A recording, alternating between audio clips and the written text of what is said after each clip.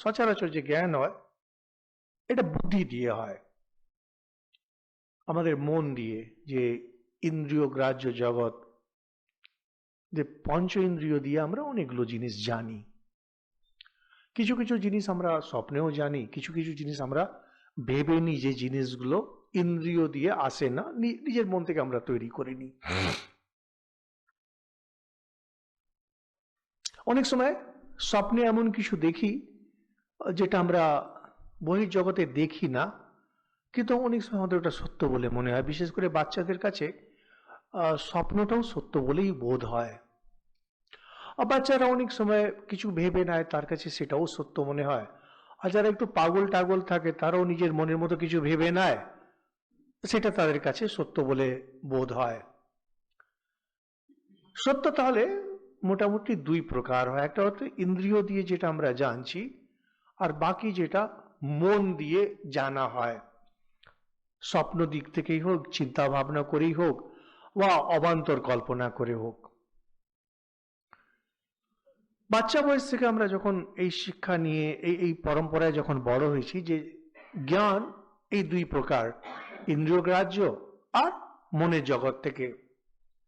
ইন্দ্রিয় গ্রাহ্য জগৎ যেটা, সেটাও কিন্তু মনের ভেতরে গিয়েই জ্ঞান আমাদের দেয়। ধর্মের জ্ঞান যেটা, ঈশ্বরীয় জ্ঞান যেটা, এটাই দুটোর পারে। এটা ইন্দ্রিয় গ্রাহ্য জগৎও না, আর মনের যে জগৎ সেটাও না। আমাদের সমস্যা কি হয়, ঈশ্বরের যে জ্ঞান সেটাও হয়তো ইন্দ্রিয় দিয়ে এসেছে। যেমন আমরা খুব প্রচলিত কথা বলি, ঈশ্বর দর্শন। যখনই আমরা বলি ঈশ্বর দর্শন, মানে ঈশ্বরকে দেখেছে। ঈশ্বরকে দেখেছে মানে আমি এখানে বসে আছি, সামনে হঠাৎ ঈশ্বর ভগবান এসে দাঁড়ালেন, কিরকম? জ্যোতির্ময় রূপ। কিরকম দেখবো? যেমন আমরা কোনো বস্তুকে দেখি, এই কলম আছে, এই কলমকে যেভাবে দেখছি সেভাবে তাকেও দেখব। এটি আমাদের জেনারেল আইডিয়া। এর থেকে বড় ভুল আর কিচ্ছু হতে পারে না আধ্যাত্মিক জগতে। কথামৃত যারা পড়েছেন, আপনারা দেখবেন পদে পদে পদে পদে ঠাকুর বলছেন যে ওটা অন্য জ্ঞান, ওটা পুরো অন্য ধরনের জ্ঞান। যে অর্থে আমরা এই জগৎ দেখছি চোখ দিয়ে, সে অর্থে যদি কেউ ঈশ্বরকে দেখছে, দর্শন পাচ্ছে, ওকে পাগলা ডাক্তারের কাছে নিয়ে যাওয়া এক্ষুনি দরকার, ওর মাথা খারাপ হচ্ছে। কিন্তু এটা আমরা বোঝাতেই পারবো না। এখন যারা একটু পড়াশোনা করেছেন, বিশেষ করে ইদানিংকালে যারা বিজ্ঞান আদি পড়েছেন, তাদের মনে হয় যে ঈশ্বরকে তো কেউ দেখেনি, আর আপনারাই বলছেন চোখ দিয়ে দেখা যায় না। তার মানেই হলো যে চিন্তা ভাবনা করে, চিন্তনের প্রচুর গভীরে গিয়ে একটা কিছু আপনি অবধারণা করেন, সেটা ঈশ্বর। অনেক সময় আমাদের বলেন যে, আমাদের পরিচিত যারা আছেন, আচ্ছা এই যে শ্রীরামকৃষ্ণ ছিলেন, ওনার ঈশ্বরের ব্যাপারে কি অবধারণা? তো আমি বলি, ওনার ঈশ্বরের ব্যাপারে ওইটাই অবধারণা যেটা আপনার এই যে চোখের সামনে যে গাছটা আছে তার ব্যাপারে আপনার যা অবধারণা। এটা বুঝতেই পারেন না যে যারা ঈশ্বর দর্শন করেছেন তাদের কাছে ঈশ্বর এক সত্য, আর বৃহত্তর সত্য, আরো গভীর সত্য। আমাদের পক্ষে এটা ধারণা করাই অসম্ভব। জিসাস ক্রাইস্ট যখন এলেন, তো তিনি বলছেন যে তিনি ঈশ্বরকে দেখেছেন। ঈশ্বরকে দেখা মানে হয় ঈশ্বরকে বোধ করা। এখন তিনি বললেন তিনি হচ্ছেন ঈশ্বরের সন্তান, জিসাস বললেন। তো সেটা শুনে ওনার দেশের লোকেরা বিভিন্ন কারণে জিসাসের প্রতি বিরূপ হলেন, আর তাকে ক্রুসিফাই করে দেওয়া হলো, ক্রুশবিদ্ধ করে দেওয়া হলো।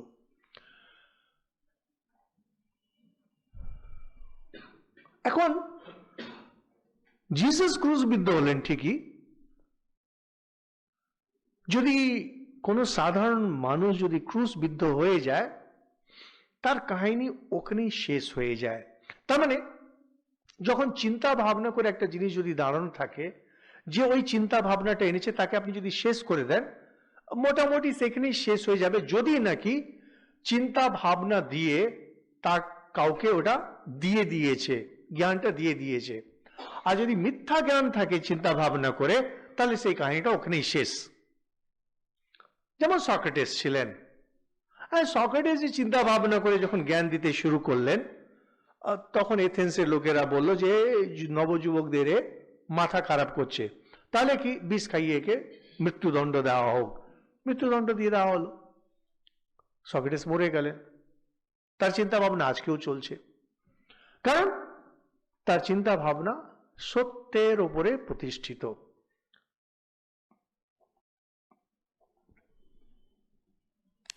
সেখানে আকবর রাজা ছিলেন, তার মনে হলো যে হিন্দু মুসলমান এগুলো বিরাট লড়াই চলছে, একটা নতুন ধর্ম শুরু করবেন, দ্বীন এলাহি। তা তিনি ওই কুরআন থেকে, উপনিষদ থেকে এগুলো নিয়ে একটা বই তৈরি করলেন, বললেন এটা নতুন ধর্ম, দ্বীন এলাহি। ওনার জীবদ্দশায় তিনি অত বড় সম্রাট, 11 জন ছিল সেটার ফলোয়ার। আর তার যখন মৃত্যু হয় তখন 3 জন ছিল, আর মৃত্যুর পরে আর কেউ থাকলো না। যখনই আপনি চিন্তা ভাবনা করে ধর্মকে দাঁড় করান, তখন দ্বীন ইলাহির মতো অবস্থা হবে। রাজা রামমোহন রায় শুরু করলেন ব্রাহ্ম সমাজ, কিন্তু ব্রাহ্ম সমাজে বেশ কিছু লোক ছিলেন যারা সাধক ছিলেন, ফলে কিছুদিন চলল। কেশবচন্দ্র সেন, প্রতাপচন্দ্র মজুমদার এনারা ছিলেন, কিছুদিন চাললেন, তবে ধীরে ধীরে ধীরে ধার শুকিয়ে গেল। আপনি যদি চিন্তা ভাবনা করে যদি ধর্মের স্থাপনা করতে যান, ওটা চলবে না, কারণ ওটা মিথ্যা। যদি আপনি একটা ফল, পাকা ফল আপনি যদি পুঁতে দেন মাটিতে, তার যে শ্বাস, তার যে খসা পচে যাবে, তার যে আঁঠি, যেটা আসল সত্য, সেটা গাছ হয়ে বেরিয়ে আসে। প্রকৃতি, মা প্রকৃতি মিথ্যাকে স্থান দেয় না, একমাত্র সত্যকে রক্ষা করে। আমরা জানি না, এটা অতি সাধারণ সত্য। যারা বলেন ধর্ম মিথ্যা, ধর্ম এসে, তারা খুব বেসিক জিনিস এটা ভুলে যান যে প্রকৃতি কোনোদিন মিথ্যাকে থাকতে দেবে না। কিছুদিন চলবে, আকবর রাজার মতো দ্বীন ইলাহি যেভাবে ডুবে গেল, ডুবে যাবে। ব্রাহ্ম সমাজে সাধকরা ছিলেন, আরো কিছুদিন চলবে। কিন্তু এই যে যীশু খ্রিস্টের যে ধর্ম, এই বেদের যে ঋষিদের যে ধর্ম, এটা কোনোদিন মিটবে না, কারণ এগুলো সত্য। এখন যীশু খ্রিস্টের যে ধর্ম, সেটা সত্যের উপর প্রতিষ্ঠিত। তিনি ভগবান দেখেছেন, শুধু তিনি দেখেনি, তার যে 12 জন শিষ্য তাকে তিনি আবার অনুভূতি করিয়েছেন, কারণ অনুভূতি যদি না করে তাহলে রাজা আকবরের মতোই তার দ্বীন ইলাহি যেমন ডুবে গেল, ডুবে যাবে। ওই শিষ্যগুলো, তাদের ভিতরে আবার তারা ছিল অতি সাধারণ মানুষ, তারা সেই ক্ষমতা নিয়ে ছোট ছোট ছোট ছোট ওরা গ্রুপ করলেন। তারা সবাই যহুদি ছিলেন, জিউস। ভগবান আমাদের জিসাস, তিনিও যহুদি ছিলেন। এই যে নতুন ধর্মটা যেটা হলো, যেটা পরে পরে ক্রিশ্চিয়ানিটি বলে জানা গেল, তোরা ছোট ছোট ছোট গ্রুপ হয়ে ক্রিশ্চিয়ান হতে শুরু হলো। ধর্মের ইতিহাস যদি দেখেন, এটাই হচ্ছে ধর্মের ইতিহাস। কিন্তু অনেক সময় আমরা বুঝতে পারি না এই জিনিসটা, আমাদের সাধারণ মন। আমরা দেখতে চাই যে জগৎ ইন্দ্রিয় গ্রাহ্য, আর জগৎ মনের জগৎ। ফলে না আমরা এটা বুঝতে পারি না যে আধ্যাত্মিক জগৎ এটা এই ইন্দ্রিয় গ্রাহ্যও না, মনের জগৎও না, এটা পুরো আলাদা একটা জগৎ। যখন জ্ঞান, আধ্যাত্মিক জ্ঞান কারোর হয়, তারা যে বর্ণনা করেন, আমরা তো সেই বর্ণনার বুঝতে পারবো না। যেমন যারা ঠাকুরের জীবনী পড়েছেন, জানবেন যে যখন তিনি মা কালীর সাধনা করছেন, মা কালীর দর্শন হচ্ছে না, তিনি শেষে আর পারছেন না, তিনি বলছেন যে ব্যাকুল, এত ব্যাকুল, এত ব্যাকুল, বলছেন আর বেঁচে থেকে কি হবে। তো বলছেন তিনি খড়গ যেমনি গলায় দিতে যাচ্ছেন, তখনই যেন মা কালী তার হাত ধরে নিলেন, তিনি বেহুঁশ হয়ে গেলেন। বর্ণা যে তারপরে 3 দিন তার কোনো হুঁশ নেই। তো তিনি অল্প একটু যা বর্ণা পায় বলছেন চৈতন্যে যেন ঢেউয়ের পর ঢেউ, চৈতন্যের ঢেউয়ের উপর। আর চৈতন্যের আমরা একটা ফোঁটা দেখতে পারি না, আলো বুঝতে পারি না, তার আবার ঢেউয়ের পর ঢেউ, আমরা কি বুঝবো? আমাদের কাছে এটা হচ্ছে যে এটা কল্পনা, একটা মনের একটা তৈরি জগৎ, আমরা বুঝতে পারি না। সাধারণ মন আমাদের। আসলে যেটা হয়, ঠাকুরকে তো আমরা দুই ভাবে দেখি। যারা সাধারণ মানুষ বাইরে আছেন তারা দেখেন এক সাধক ছিলেন যিনি অনেক তত্ত্বকে জানতে পেরেছেন। আমরা ঠাকুরকে অবতার রূপে দেখি, ভগবান যিনি নররূপ ধারণ করেছিলেন আর যে সত্যগুলো রয়েছে আমাদের সামনে এনে রাখলেন। কিন্তু যেভাবেই হোক, তিনি অবতার রূপেই এসে থাকুন, তিনি সাধক রূপেই থাকুন, দেখবেন সাধনা যখন করছেন, যে সময় ঈশ্বরের নাম করছেন, ঈশ্বরের নামে ডুবছেন, সেই সময় তিনি মনের একটা গভীরে চলে যাচ্ছেন। মনে এমন একটা গভীরে চলে যাচ্ছেন যখন এই জগৎটা খসে পড়ে যাচ্ছে, এই জগতের অস্তিত্ব থাকে না। বাহ্য জগৎ খসে পড়ে যায় যখন আমরা মনের জগতে বিচরণ করি। মনের জগৎ খসে পড়ে যায় যখন আধ্যাত্মিক জগতে প্রবেশ হয়। আধ্যাত্মিক জগতে যখন প্রবেশ হয়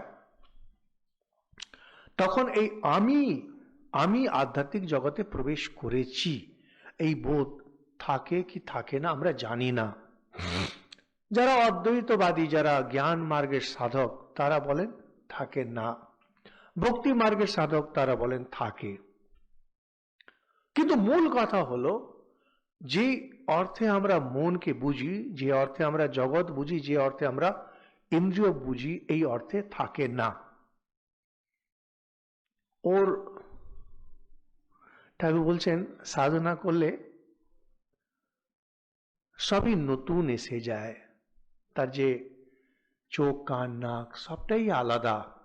ঠাকুর এই কথা কিন্তু বারবার বলছেন যে সাধনা করতে করতে করতে করতে অন্য শরীর জন্ম নেয়, সেই শরীর দিয়ে ওগুলো বোধ হয়।